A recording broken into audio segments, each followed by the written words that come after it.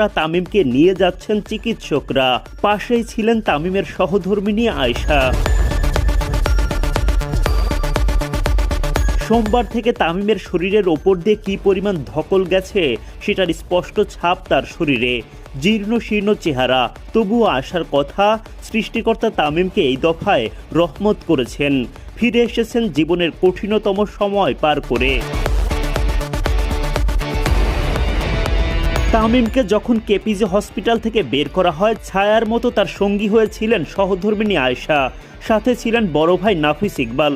তামিম জনপ্রিয় ক্রিকেটার, তাকে এক নজর দেখতে হসপিটালেও গণমাধ্যম কর্মী ও ভক্তদের ভিড় ছিল খানিকটা।